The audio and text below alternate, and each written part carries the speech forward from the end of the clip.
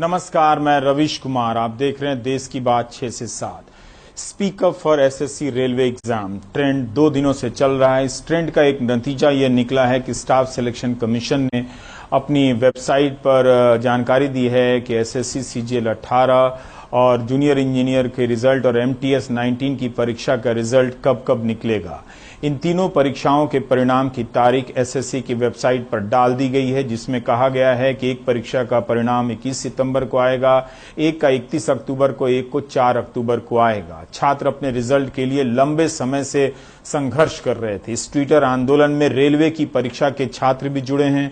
उन्हें सफलता नहीं मिली है, जबकि दोनों परीक्षाओं के छात्रों ने मिलकर 2 दिन में और कम से कम आज 35 लाख से अधिक ट्वीट करने का दावा किया है। दुनिया में नंबर 1 ट्रेंड कर रहे थे। भारत में 9 घंटे तक नंबर 1 पर ट्रेंड किया। आधा पास आधा फेल। मेरे हिसाब से आज की मेहनत का ये रिजल्ट, इनके ट्रेंड आंदोलन का रिजल्ट यही रहा। युवाओं ने ना सुनने वाली एसएससी को सुना ही दिया। सोमवार से ही युवा निराश होने लगे थे कि लाखों ट्वीट के बाद भी रिजल्ट नहीं आ रहा है।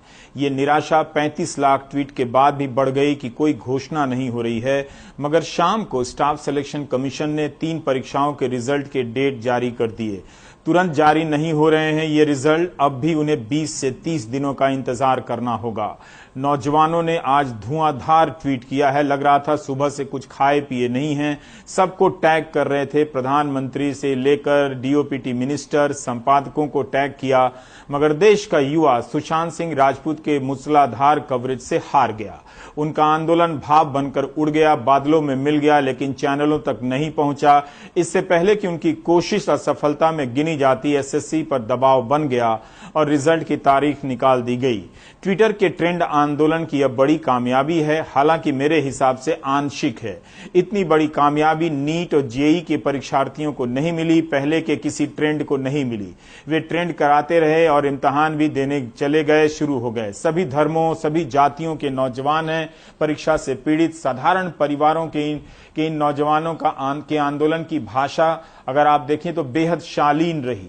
व्यापक रूप से यह बात कही जा सकती है। 35 लाख से अधिक ट्वीट कराने के बाद भी उनके लिए कोई मंत्री सामने नहीं आया। ये दुखद बात है। किसी ने आकर खुद से आश्वासन नहीं दिया। विपक्ष के नेता बोलते रहे, सपा के कार्यकर्ताओं ने प्रदर्शन किया, राहुल गांधी ने बोला, प्रियंका गांधी ने भी ट्वीट किया। इसके बाद भी इन्हीं युवाओं को विपक्ष भी नजर नहीं आया या विपक्ष को देखना नहीं चाहते। यह इसलिए भी कह रहा हूं कि इनके हर दूसरे मैसेज में होता है कि विपक्ष कहां है, क्योंकि मीडिया जब विपक्ष के नेता बोलते हैं तो उन्हें दिखाता भी नहीं है।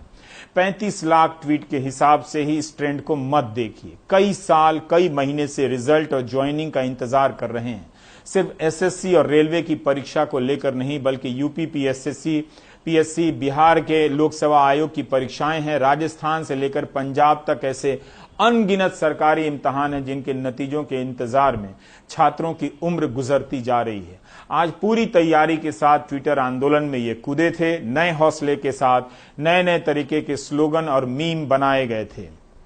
स्टाफ सिलेक्शन कमीशन की परीक्षा के रिजल्ट का इंतजार 492 दिनों से लेकर 800 दिनों से हो रहा था। सोचिए, इनका रिजल्ट आएगा अभी भी 30 दिनों में। मगर रेलवे ने एनटीपीसी के लिए फॉर्म भरा है नॉन टेक्निकल पॉपुलर कैटेगरी के अप्रैल 2019 में। जून से सितंबर 2019 के बीच इनका इम्तिहान होना था। आज तक इस परीक्षा का पता नहीं है, इसकी कोई घोषणा नहीं हुई है।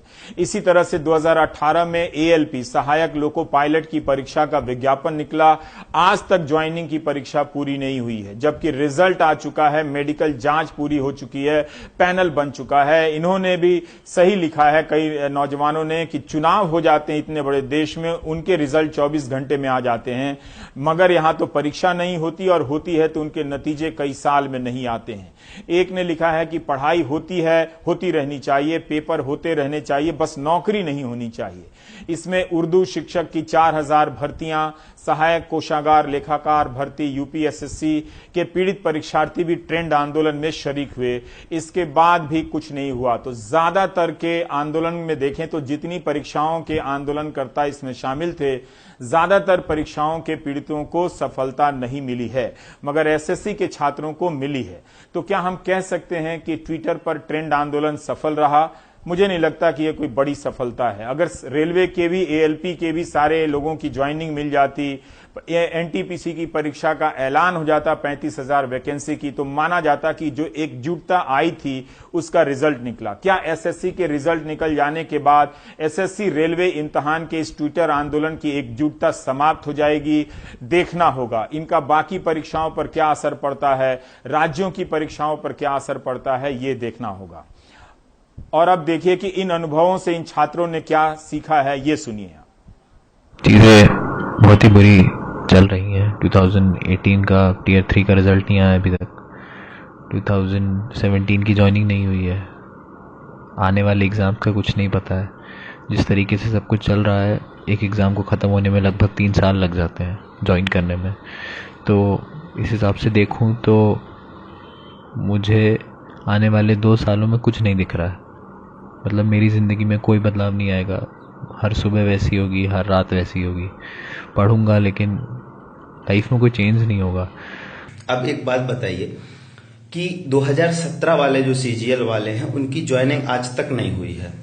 अब आप हमें 18 में टीयर 3 की डेट बता रहे हैं कि हम आपका जो है 4 अक्टूबर को रिजल्ट दे देंगे। उसके बाद आप हमें टीयर 4 के लिए जो है परेशान करेंगे। आप उसके लिए हमें झिलाएंगे कि कब हम टीयर 4 का एग्जाम लेंगे, कोई आप नहीं बताएंगे। उसके बाद उसके भी परिणाम के लिए आप हमें झिलाएंगे कि फाइनल परिणाम आप कब देंगे, और उसके बाद फिर आप फाइनल परिणाम दे देंगे तो हमें ज्वाइनिंग के लिए झिलाएंगे। हमें टीयर 3 के रिजल्ट की तारीख नहीं चाहिए। हम चाहते हैं कि आप हमें ज्वाइनिंग की तारीख बताएं।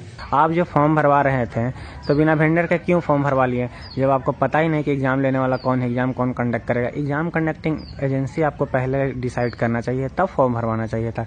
और हम लोग बस इसी का इंतजार में है कि अब डेट आएगा, अब खुशी का दिन आएगा। चलिए, और हम क्या कहना चाहेंगे, सीजीएल का भी हम एग्ज़ाम देके बैठे हुए हैं, प्री हो चुका है। पिछला साल का भी मेंस प्री हो चुका है। डिस्क्रिप्टिव का रिजल्ट अभी इन्फॉर्मेशन आया कि चलिए 4 अक्टूबर को आएगा, तो थोड़ा सा खुशी का बात है। और उसके बाद देखते हैं क्या होता है। मैं एसएससी सीजीएल की एस्पिरेंट हूँ। मैं 2016 से इसकी तैयारी कर रही हूँ। 2016 और 17 में मैंने प्री क्लियर किया था, लेकिन मेंस में मैं रह गई थी due to some reasons. And after that मैंने 18 में प्रिपरेशन की। मैंने पेशेंस रखा, मैंने करेज रखा। घर वालों ने मुझे बहुत सपोर्ट किया, लेकिन एसएससी वो कभी सपोर्ट नहीं करती है।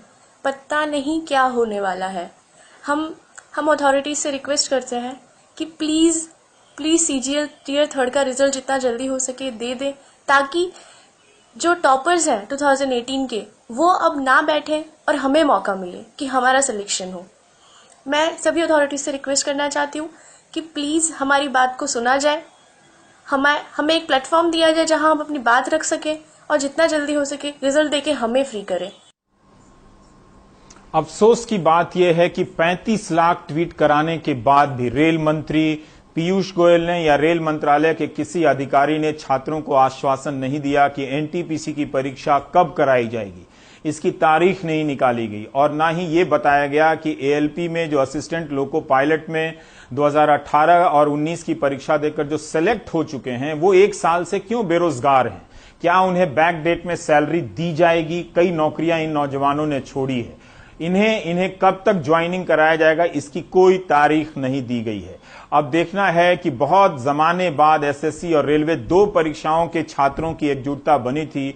क्या देश में अन्य परीक्षाओं को लेकर भी छात्रों की ऐसी एकजुटता बनेगी और वो अपने लिए बड़ी कामयाबी हासिल कर पाएंगे? ये हासिल उन्हें ही करना है। मीडिया उन्हें सपोर्ट नहीं करेगा, बल्कि वो आंख खोलेंगे तो मीडिया उनकी आंख में सुशांत सिंह राजपूत के कवरेज को लेकर घुस जाएगा, और वो चिल्लाने वाला एंकर रात को भी आ जाएगा कि तुम सो रहे हो, तुम हमारा कवरेज क्यों नहीं देख रहे हो। जीडीपी का डेटा क्या आया है? क्या आपको मालूम है कि -23.9% जीडीपी हो गई है भारत की। 2 डिजिट डबल डिजिट ग्रोथ के सपने दिखाए जाते थे, वो सारे सपने ध्वस्त हो गए हैं।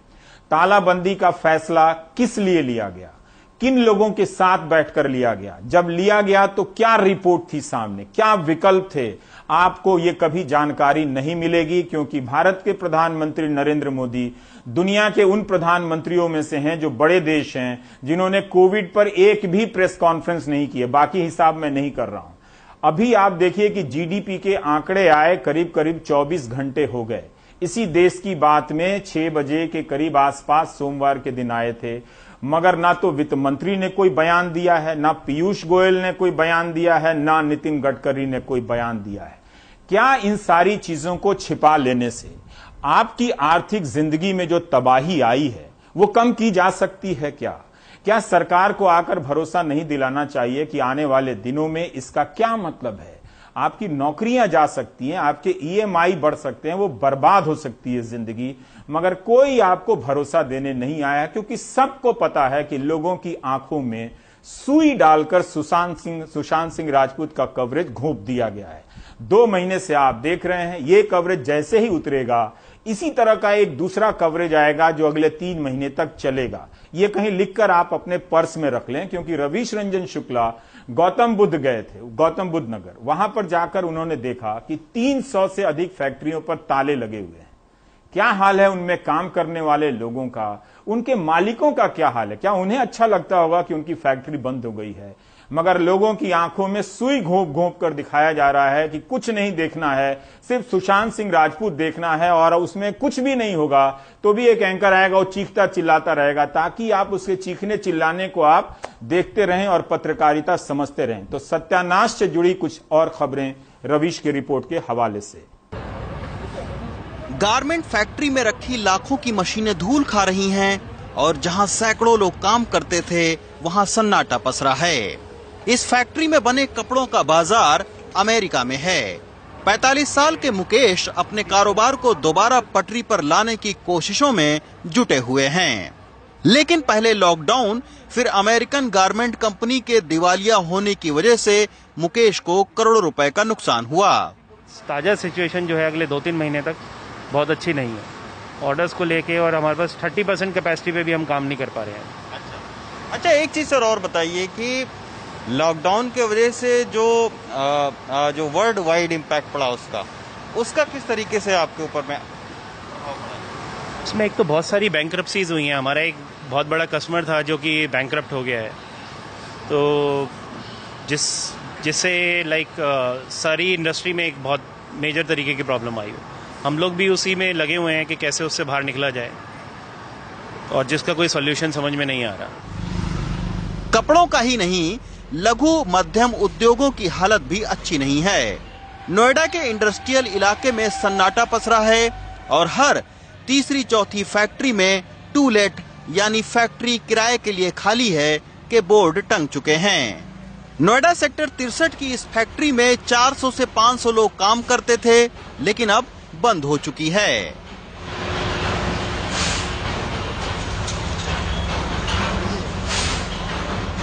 ये फैक्ट्री खुली है कि बंद हो गई है? बंद है। कितने दिन हो गया? 1 महीना। गौतम बुद्ध नगर के इस तरह के छोटे कारखानों की तादाद 18,000 है, लेकिन एमएसएमई इंडस्ट्री के नोएडा अध्यक्ष सुरेंद्र नाहटा कहते हैं कि 5,000 से ज्यादा फैक्ट्रियां बंदी के कगार पर हैं। कॉमर्शियल एक्टिविटी सब बंद होने के कारण हम लोग का माल जो है वो नहीं जा पा रहा। अभी तक भी हम लोग वही फेस कर रहे हैं। अभी तक हमारे पास मजदूर पूरे नहीं है, और जो मजदूर हैं उनसे जो माल बन रहा है वो माल हमारे यहाँ डंप हो रहा है। बंद पड़ी फैक्ट्री और तनख्वाह समय से न मिलने का तनाव नोएडा के डीएम ऑफिस में दिख रहा है। आए दिन यहाँ मजदूर तनख्वाह न मिलने की शिकायत लेकर आते हैं और पुलिस प्रशासन से उनकी झड़प होती है। आज 4 महीने हो गए हैं, तारीख पे तारीख बढ़ा रहे हैं, कंपनी खोलने का नाम नहीं ले रहे हैं। पिछले महीने नोटिस लगाई थी तो इन्होंने बोला था कि अगली बार आप लोगों को धोखा नहीं होगा, कंपनी जरूर खुल जाएगा।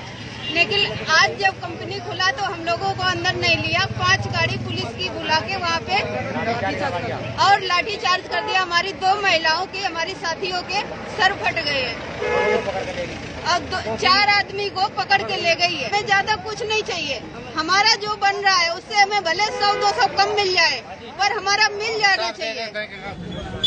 लेकिन जो फैक्ट्रियां खुली हैं वहाँ बेरोजगारों का इस तरह का मेला लगा है। नहीं चल रही सर, ले ही नहीं रहे। क्यों रोक रखे हैं। कहाँ से आप आए हो? मैनपुरी से सर। क्या काम करते हो? सर इलेक्ट्रिशियन में काम करते थे, इलेक्ट्रिशियन में छूट गया नौकरी सर, नौकरी के लिए भर्ती किया। मुंबई से अभिनेता सोनू सूद नोएडा के मजदूरों के लिए भी उम्मीद के तौर पर उभरे हैं। वो गारमेंट एसोसिएशन के प्रधान ललित ठुकराल के साथ काम करके 20,000 मजदूरों को काम पर लगाने का वादा कर रहे हैं। मैंने सोनू जी को रिक्वेस्ट की, सोनू जी आप हमारी मदद करिए, आप इसमें लोगों को बड़ा रोजगार मिलेगा। हमारी इंडस्ट्री जो है यहाँ पे 10 लाख लोग काम करते थे पीक सीजन में, अभी सिर्फ 2.5 लाख लोग काम कर रहे हैं। तो मुझे उम्मीद है काम आने के बाद हमें 3 से 4 लाख लोगों की अभी सख्त जरूरत पड़ेगी, तो हमारी मदद करिए। नोएडा के 18,000 फैक्ट्रियों के मालिक और उनमें काम करने वाले 10 लाख से ज्यादा मजदूर, दोनों की एक ही समस्या है, आर्थिक मंदी और इससे उपजी हताशा। लॉकडाउन में अपने कुशल प्रबंधन से हजारों मजदूरों को उनके घर पहुंचाने वाले सोनू सूद अब नोएडा के मजदूरों की समस्या को हल करने में जुटे हुए हैं। लेकिन करोड़ों रुपए का घाटा खा चुके बिजनेसमैन और लाखों बेरोजगार हो चुके लोगों की इतनी बड़ी समस्या है कि इसे सुलझाने के लिए सरकार को भी बड़े स्तर पर प्रयास करना पड़ेगा, तभी लोगों की उम्मीदों को बचाया जा सकता है।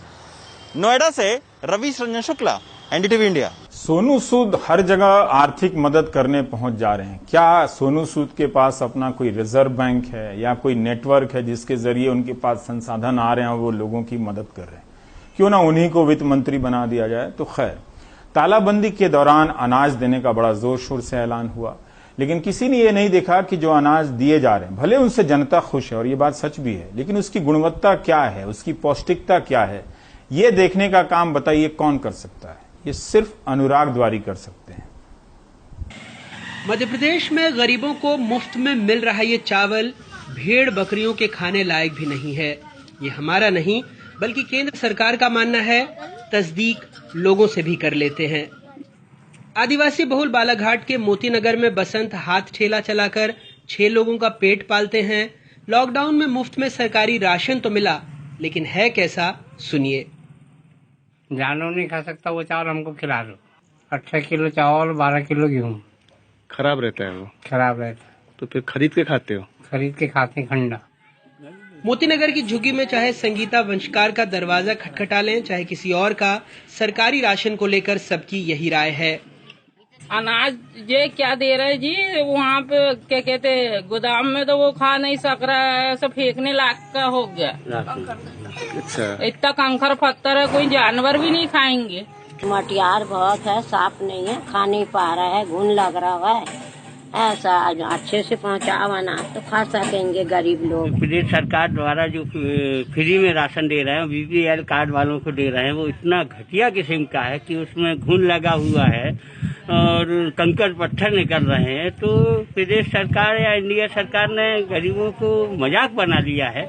लोग धोखे छाल के भी खा रहे हैं तो रोटी का स्वाद और चावल का बेकार लग रहा है, बीमार पड़ रहे हैं। तो ये अधिक विडम्बना है कि सरकार अगर फ्री में दे रही चावल तो इतना तो दे कि कम से कम वो गरीब लोग खा सके। इन लोगों की शिकायत को केंद्र सरकार की भी उपभोक्ता मामलों, नागरिक एवं खाद्य आपूर्ति विभाग ने सही माना है। शिवराज सरकार को रिपोर्ट भेजी है और कई बातें पूछी हैं। इस साल 30 जुलाई से 2 अगस्त तक बालाघाट और मंडला में 32 सैंपल एकत्र किए गए, 31 डिपो से और 1 राशन की दुकान से। CGAL लैब में परीक्षण के बाद पाया गया सारे नमूने न सिर्फ मानकों से खराब थे, बल्कि वो फीड 1 की श्रेणी में हैं, जो बकरी, घोड़े, भेड़ और मुर्गे जैसे पशुधन के लिए उपयुक्त हैं। अभी तक हमारे विभाग में और मेरे पास इसकी कोई जानकारी नहीं है और केंद्र सरकार की अगर टीम आई रही होगी, जांच किया होगा और जांच में अगर इस टाइप के अनियमितताएं पाई गई होंगी तो उन दोषी अधिकारियों के खिलाफ कार्रवाई की जाएगी। गोदामों के रिकॉर्ड के मुताबिक जहां से सैंपल लिए गए वो मई-जुलाई 2020 में खरीदे गए थे। रिपोर्ट कहती है चावल न सिर्फ पुराने और घटिया हैं, बल्कि जिन बोरियों में इन्हें रखा गया वो भी कम से कम 2 से 3 साल पुराने हैं। खरीदी से लेकर पूरे वितरण में गंभीर खामियां हैं। इस पूरी प्रक्रिया में शामिल अधिकारियों, कर्मचारियों पर कार्रवाई की जानी चाहिए। ऐसे खाद्यान्न की आपूर्ति करने वाले राइस मिलर्स को भी तत्काल ब्लैकलिस्ट किया जाए। ये कहाँ गड़बड़ी हुई, कहाँ भ्रष्टाचार हुआ, इसकी जांच होनी चाहिए और जो लोग दोषी है उनको कड़ी से कड़ी सजा मिलनी चाहिए। और मुख्यमंत्री शिवराज सिंह से भी हमारा निवेदन है कि जो पहले से राष्ट्रीय खाद्य सुरक्षा अधिनियम और 5 किलो प्रति व्यक्ति अनाज देने का पहले से प्रावधान है, आप उसका इम्प्लीमेंट्स करने के बजाय ये नाटक नौटंकी बंद करिए भाई। राष्ट्रीय खाद्य सुरक्षा कानून के तहत मध्य प्रदेश की कुल आबादी का 75% हिस्सा खाद्यान्न सुरक्षा के दायरे में आता है।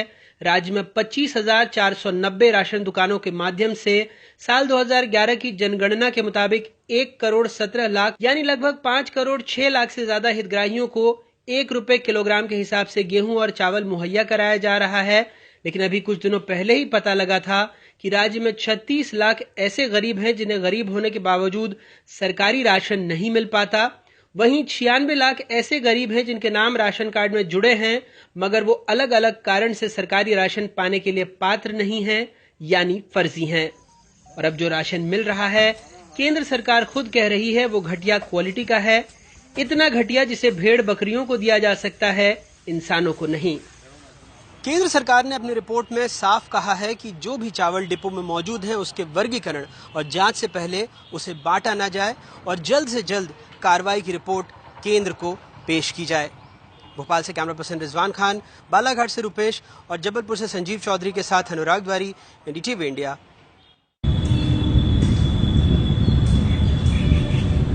टिकट स्कैन करो, कहाँ है?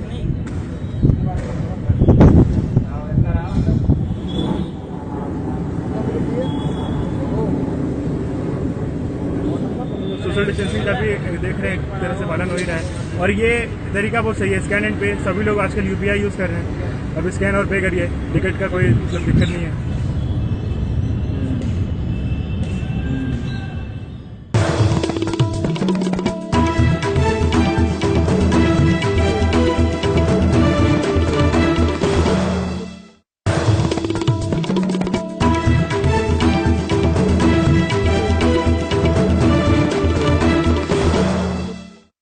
और डॉक्टर कफील खान को 29 जनवरी के रोज कथित रूप से भड़काऊ भाषण देने के आरोप में गिरफ्तार किया गया था।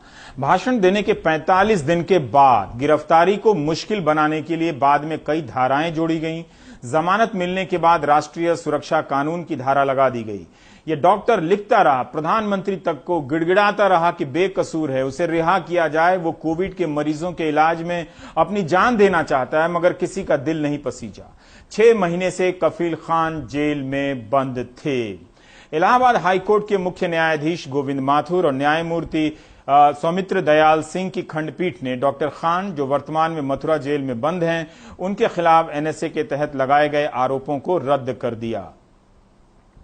एनएसए के तहत डॉक्टर कफील खान को हिरासत में लेना, हिरासत की अवधि बढ़ाना गैर कानूनी है, तुरंत रिहा किया जाना चाहिए, ये अदालत ने कहा। उनके भाषणों को पूरा पढ़ने से कहीं नहीं लगता कि डॉक्टर कफील खान नफरत या हिंसा फैलाना चाहते थे। कहीं भी उन्होंने अलीगढ़ में शांति और सद्भावना नष्ट करने की धमकी नहीं दी। उनके भाषण में राष्ट्रीय एकता और अखंडता के ही आह्वान हैं। भाषण में किसी भी तरह की हिंसा की निंदा की गई है। ऐसा प्रतीत होता है कि अलीगढ़ जिलाधिकारी ने भाषण के मूल सार को समझने के बजाय चुनिंदा हिस्से को चुन लिया था। उनका पूरा भाषण जांच का विषय है और लंबित है, इसलिए उस पर टिप्पणी नहीं कर रहे हैं। लेकिन हमारी चिंता यह है कि क्या कोई तार्किक व्यक्ति, विवेकवान व्यक्ति इस तरह के निष्कर्ष पर पहुंच सकता है जिस पर अलीगढ़ के जिलाधिकारी पहुंचे हैं। पहली नजर में देखने से लगता है कि भाषण ऐसा नहीं है कि कोई विवेकवान पुरुष इस निष्कर्ष पर पहुंचे। क्या ये बात सिहरन पैदा नहीं करती है कि महज भाषण देने के आरोप में 6 महीने आप जेल में सड़ा दिए जाएं, आपको जमानत तक ना मिले? ये किस राज्य और किस नए भारत का इंसाफ है? अदालत ने साफ साफ कहा है कि उनके भाषण से ऐसा कुछ नहीं लगता जिसमें हिंसा की बात हो, भारत की एकता को तोड़ने की बात हो। फिर भी अलीगढ़ के जिलाधिकारी ने कफील खान के खिलाफ रासुका लगा दिया, जिसके कारण कोई बेकसूर 6 महीने जेल में रहता है। पता नहीं जिलाधिकारी की अंतरात्मा क्या कहती होगी। उसी तरह दिल्ली दंगों के आरोप में गिरफ्तार देवांगना कालिता के खिलाफ भी सबूत नहीं मिले। देवांगना भी 2 महीने से जेल में बंद है। देवांगना कालिता के खिलाफ दिल्ली दंगों में कथित रूप से साजिश के आरोप में 4 एफआईआर हुई। आज जो जमानत मिली है वो एफआईआर नंबर 50/2020 है, जो जाफराबाद इलाके में दंगों से संबंधित थी। देवांगना के वकील ने कहा कि उनके खिलाफ हिंसा में भागीदारी के कोई सबूत नहीं है, सिर्फ नागरिकता संशोधन कानून के खिलाफ विरोध कर रही थी। दिल्ली पुलिस के पास जितने भी सीसीटीवी फुटेज थे उनमें से किसी में भी देवांगना दिखाई नहीं देती है, न ही उनका नाम इस मामले में सह आरोपी शाहरुख ने अपने बयान में लिया था। तो दिल्ली हाई कोर्ट के फैसले का एक अंश जो छपा है बार एंड बेंच में, उसी से हमने लिया है, जिसमें अदालत ने कहा है कि याचिकाकर्ता को यानी देवांगना को जमानत देने से प्रतिवादी की जांच पर यानी पुलिस की जांच पर कोई अनुचित प्रभाव नहीं पड़ेगा और उसे आगे यानी देवांगना को अनावश्यक उत्पीड़न, अपमान और अनुचित हिरासत से पीड़ित होने से रोका जाएगा। देवांगना की उपस्थिति शांतिपूर्ण आंदोलन में देखी गई है, जो भारत के संविधान के अनुच्छेद 19 के तहत मौलिक अधिकार के अंतर्गत है, यह अदालत कह रही है। हालांकि दिल्ली पुलिस किसी भी तर्क को अदालत कह रही है प्रस्तुत करने में विफल रही है कि उसने अपने भाषण में विशेष समुदाय की महिलाओं को उकसाया या घृणास्पद भाषण दिया, जिसके कारण एक युवक की कीमती जिंदगी कुर्बान हो गई और संपत्तियों को नुकसान पहुंचा। ऐसा कोई सबूत नहीं है जो यह साबित करता हो कि याचिकाकर्ता ने अपराध किया है। कोर्ट ने कहा कि हमें लगता है कि एएसजी एडिशनल सॉलिसिटर जनरल के तर्कों में कोई तत्व नहीं है और जिन मामलों पर भरोसा किया गया है वे वर्तमान मामले के तथ्यों और परिस्थितियों में कोई मदद नहीं करते हैं। क्या आपको अब भी बताने की जरूरत है कि सरकार चाहे, उसकी पुलिस चाहे तो आपको किस तरह से बिना सबूत के जेल में बंद कर सकती है, आपको महीनों सालों मुकदमा लड़ने के लिए मजबूर कर सकती है ताकि आप वकील की फीस देते देते बर्बाद हो जाएं और एक दिन आपको इंसाफ मिले। गैर कानूनी तरीके से किसी को 6 महीने जेल में सड़ाया जा सकता है। क्या आप अब भी नहीं सोचेंगे कि इन हिंसा को लेकर किस तरह से प्रोफेसरों और छात्रों को पेशी बनाया गया, उन्हें आरोपी बनाया गया? प्रोफेसर अपूर्वानंद, राकेश रंजन, सफूरा जरगर जो गर्भवती थी, उनके खिलाफ सोशल मीडिया में किस तरह के अभियान चले और किस किस तरह के आरोप लगाए गए, और आज पुलिस के पास इतने महीने बीत जाने के बाद एक जमानत को डिफेंड करने के लिए पर्याप्त सबूत नहीं है और इस तरह से मासूम और निर्दोष जिंदगियों को उठाकर जेल की सलाखों के पीछे ठेल दिया जाता है और तब मीडिया के जरिए कैंपेन चलाया जाता है कि ये कोई बड़े अपराधी हैं और जब इनके पास सबूत नहीं मिलता इनके खिलाफ तो सब तरफ चुप्पी फैल जाती है। बाकी ब्रेक के बाद।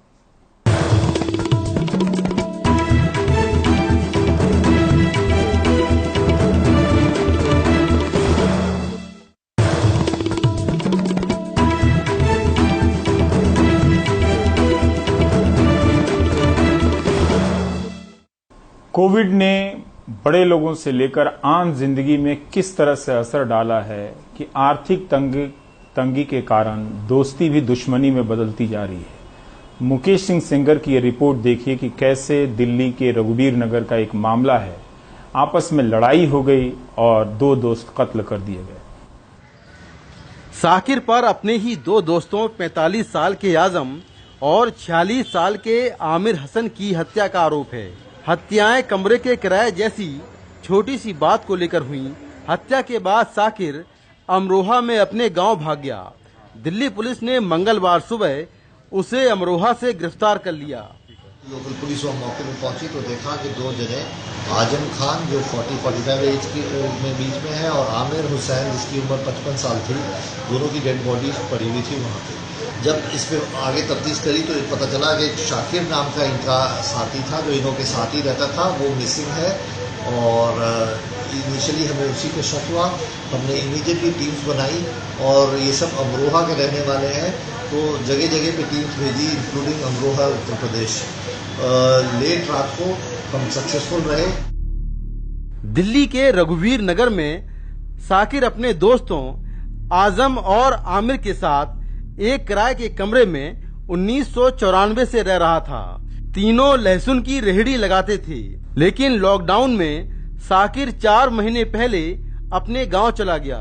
जब लौटा तो आजम और आमिर उससे 4 महीने का किराया मांगने लगे। इसी बात को लेकर तीनों के बीच झगड़ा हो गया। फिर बीती रात सोते समय साकिर ने अपने दोनों दोस्तों की चाकू और चॉपर से गोदकर हत्या कर दी। हत्या के बाद साकिर हथियार छिपाकर अपने गांव भाग गया। वहां से वो पैसे लेकर कहीं और जाने की फिराक में था, लेकिन पकड़ा गया। कोरोना और लॉकडाउन के चलते लोग गरीबी और बेरोजगारी से इस कदर हताश हो रहे हैं कि या तो अपनी जान ले रहे हैं या अपराध में शामिल होकर दूसरों की जान ले रहे हैं, और इस तरह के मामले लगातार बढ़ते जा रहे हैं। नई दिल्ली से मुकेश सिंह, एनडीटीवी इंडिया।